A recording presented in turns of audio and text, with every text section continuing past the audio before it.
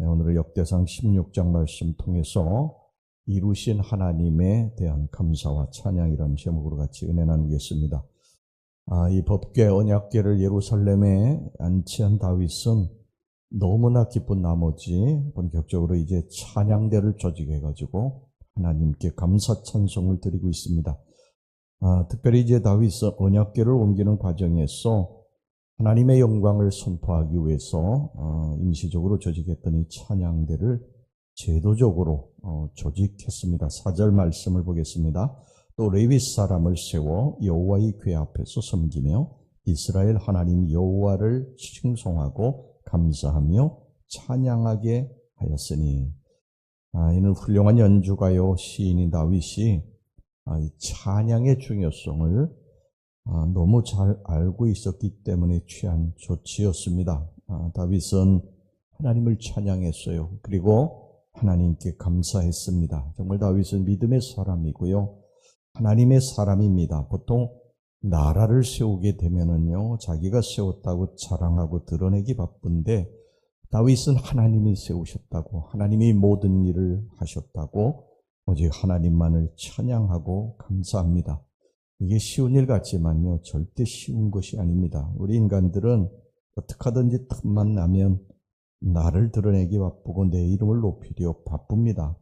말로는 하나님께 영광이지만 실은 영광은 다 자기가 받습니다. 그런데 다윗은 그러지 않았어요. 항상 모든 일을 하나님이 하셨다고, 어렵고 힘들 때도 하나님 전적으로 의지했고, 나중에 왕이 돼서 권력과 부를 얻었을 때도 하나님이 하셨다고 하나님 앞에 모든 영광을 돌리고 하나님을 찬양하고 감사하는 것을 보게 됩니다. 이런 다윗을 하나님께서 유심히 보시고요. 내 마음에 꼭 드는 자다, 내 마음에 합하는 자다, 이렇게 말씀하셨어요. 이것이 결코 그냥 한두 번의 그런 하나님께 영광을 돌리고 감사하는 것으로 그친 다윗을 보고 하신 말씀이 아니라 그의 일평생을 하나님께서 보시고 그렇게 결정해 주셨다는 거예요. 그렇게 칭해 주셨다는 것입니다. 자, 오늘 이 다윗의 찬양시를 우리가 좀 살펴보면서요, 다윗의 신앙을 우리가 좀 다시 한번 살펴보기를 원합니다. 첫째, 다윗은 아까도 말씀드렸습니다만 한결같이, 처음과 끝이 한결같이 하나님을 찬양했다, 이렇게 말씀하고 있습니다. 다윗은 하나님을 찬양하고 하나님 앞에 감사하는 일을 결코 멈추지 않았습니다. 다윗의 시를 보면요, 대부분의 시가 하나님을 찬양하는 것으로 시작합니다. 하나님을 높이는 것, 하나님 앞에 감사하는 것으로 시작을 해가지고 나중에 하나님을 찬양하는 것으로, 하나님 앞에 감사하는 것으로 끝나는 것을 볼 수 있어요. 오늘 본문에 7절, 10절 보겠습니다. 7절부터 10절. 그날에 다윗이 아삭과 그의 형제를 세워 먼저 여호와께 감사하게 하여 이르기를, 너희는 여호와께 감사하며 그의 이름을 불러 아뢰며 그가 행하신 일을 만민 중에 알릴지어다. 그에게 노래하며 그를 찬양하고 그의 모든 기사를 전할지어다. 그의 성호를 자랑하라. 여호와를 구하는 자마다 마음이 즐거울지로다. 이렇게 하나님을 찬양하는 것을 시작하거든요. 그리고 다윗의 감사 찬양이 끝나는 오늘 36절, 본문의 36절을 보세요. 여호와 이스라엘의 하나님을 영원부터 영원까지 송축할지로다 하매 모든 백성이 아멘 하고 여호와를 찬양하였더라. 이 다윗은 이처럼 하나님 찬양하는 것을 기뻐했습니다. 하나님 앞에 모든 영광을 다 돌려드리고요, 하나님 앞에 감사했어요. 하나님이 이루셨습니다. 하나님 감사합니다. 하나님을 찬양합니다. 그리고 하나님이 이루신 기적, 이적 이런 것들을 쭉 열거하고 이 모든 일 하나님께 영광 돌립니다. 하나님 감사합니다. 모든 것이 다 하나님으로부터 시작이 돼서요, 하나님으로부터 끝납니다. 그러니까 다윗은 절대적으로 하나님 중심의 사람이었어요. 그러니까 왕이 되고 나서 제일 먼저 한 일이 뭐예요? 이 언약궤 법궤를 하나님 자신의 성으로 모셔오는 거, 이게 제일 먼저 하지 않았습니까? 우리는 보통 처음에는 찬양을 잘 하는데요, 나중에 좀 힘든 일이 닥친다든지 일이 어려워진다든지 그러면 찬양하고 감사를 잘 못합니다. 그래서 처음에는 찬양으로 시작하지만 나중에는 불평과 원망으로 끝나는 경우가 참 많습니다. 이스라엘 백성들 그랬지 않습니까? 애굽에서 나올 때 막 하나님을 찬양하고 감사하고 그랬지 않았어요? 그런데 그들이 조금 가다가 홍해를 만나게 되니까 하나님을 원망하고 불평하고 그러지 않았습니까? 홍해가 갈라져 가지고 그 길을 육지와 같이 건널 때 막 비파와 소고로 막 찬양하고 하나님 앞에 감사하지 않았어요? 근데 조금 가다가 물이 떨어지니까 금방 또 원망하지 않습니까? 여러분, 이게 우리들의 모습입니다.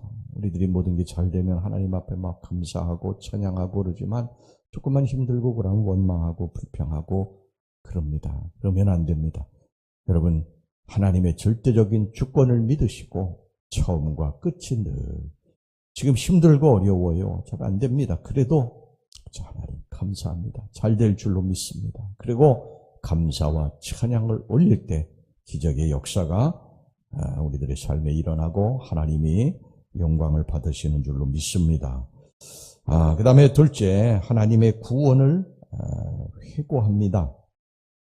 다윗은 가나안 땅에 대한 회고를 합니다. 그리고 이 회고를 집중적으로 한 다음에 하나님 앞에 감사했어요. 사실 이 가나안 땅은 하나님께서 아브라함과 이삭과 야곱에게 약속하신 땅이었어요. 내가 너희들에게 이 땅을 줄 것이라고 약속하신 땅입니다. 그런데 지금 이제 여호수아를 통해서 그 땅을 정복했지 않습니까? 그렇지만 그 가나안 땅에는 가나안의 소위 7족, 7개 부족이 완전히 다 사라진 것이 아닙니다. 그들을 다 정복한 것이 아니에요. 아직 그 땅에는 그들을 대적하는 악한 7부족이 거기에 살고 있었습니다. 그런데 그럼에도 불구하고 다윗은 하나님을 찬양하고 있고 이 하나님을 찬양하는 이 회고로 말미암아 이 다윗 시대에 완전히 이제 가나안 땅이 이스라엘에게 정복이 됩니다. 하나님이 그 땅을 다윗에게 주신 거예요. 그래 지난 시간들을 회고하는데 그 회고하는 시간 속에서 이스라엘 백성들이 끊임없이 원망하고 또 불평도 하고 그랬는데 그러지 말라는 것입니다. 하나님이 내 시대에 이 땅을 주셨다는 거예요. 여러분, 우리가 하나님 우리들에게 약속하신 것이 있거든요. 내가 너희를 축복할 것이다. 너희와 너희의 후손들을 내가 복을 줄 것이다.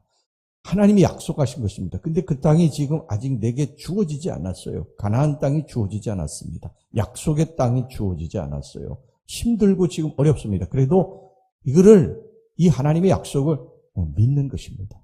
믿는 거예요. 하나님이 주실 줄로 믿습니다. 하나님이 잘되게 해 주실 줄로 믿습니다. 하나님이 병을 치유해 주실 줄 믿습니다. 그래서 믿음으로 나아가는 것입니다. 믿음으로. 그러면 하나님의 때, 이 하나님의 때는 이 가나안 7부족들이 완전히 그 가나안 땅에서 멸절되는 때는 다윗의 때였어요. 이거 하나님이 그렇게 정하신 때입니다. 그래 지난 날들을 회고하면서 너희들 절대 어떤 힘들고 어려운 일이 있다고 해서 불평하고 원망하지 말라는 것입니다. 내 때에 하나님이 이루셨다는 것이죠. 하나님의 약속은 이루어지는 줄로 믿습니다. 그러니까 잘 될 줄로 여러분 믿으시고 좋은 일들이 있게 될 것을 믿으시고 하나님 앞에 늘 감사와 찬양으로 영광 돌리시기를 바랍니다. 그다음에 마지막으로 하나님의 왕권을 내세우게 됩니다. 34절에서 36절 보겠습니다. 여호와께 감사하라. 그는 선하시며 그의 인자하심이 영원함이로다. 너희는 이르시기를 오라. 우리 구원의 하나님이여 우리를 구원하여 만국 가운데서 건져내시고 모으사 우리로 주의 거룩한 이름을 감사하며 주의 영광을 드높이게 하소서 할지어다. 여호와 이스라엘의 하나님을 영원부터 영원까지 송축할지로다 하며 모든 백성이 아멘 하고 여호와를 찬양하였더라. 다윗은 자신이 왕이 된 것은 하나님께서 세우셨기 때문에 됐다고 그렇게 굳게 믿었던 것입니다. 그래서 왕이 된 이후에도 교만하지 않았어요. 부와 권세를 가졌음에도 불구하고 그는 절대적으로 하나님을 의지합니다. 하나님이 세우셨으니까 하나님 앞에 감사하고 일평생 산 것이죠. 여러분 사람은 뭐 어디 그렇습니까? 처음에는 하나님 앞에 감사하고 이 자리를 주신 것 하나님 감사합니다. 건강을 주신 것도 감사하고 부를 주신 것도 하나님 감사합니다. 이렇게 시작하잖아요. 그런데 나중에 보면 이게 용도삼이가 돼 흐지부지 돼가지고 하나님은 간 곳이 없어요. 간 곳이 없습니다. 여러분 그러면 안 됩니다. 그러면 하나님께서 그런 부를 계속 주시지 않아요. 그러니까 우리는 처음과 끝이 한결같아야 된다. 한결같이 못해서 망한 사람이 누구예요? 사울왕 아닙니까? 사울왕. 처음에는 하나님 난 자격이 없습니다. 그리고 겸손하고 하나님을 의지하고 기도하고 그리고 하나님의 영광을 위해서 기념비를 세우고 그랬던 왕 아니에요. 나중에 변질되지 않습니까? 더 이상 기도하지 않고 더 이상 하나님 앞에 영광 돌리지 않고 더 이상 하나님을 위해 기념비 세우지 않고 자기를 위해 기념비 세우고 그때 결국 멸망의 길로 가지 않습니까? 이 대통령 선거 얼마 안 남았는데요. 그냥 한 표를 다 구걸하지 않습니까? 그냥 뭐 두 손으로 막 시장통에 있는 사람들 손을 잡고 부탁합니다. 뭐 그러고 잘하겠습니다. 대통령이 된 후에 완전히 달라지고 사람이 이러면 안 됩니다.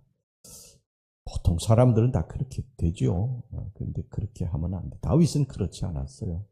이게 다윗의 훌륭한 점이고 하나님이 다윗을 40년 동안 견고하게 이 다윗 시대에 정말 가장 굳건한 나라로 세우신 비결인 줄로 믿습니다.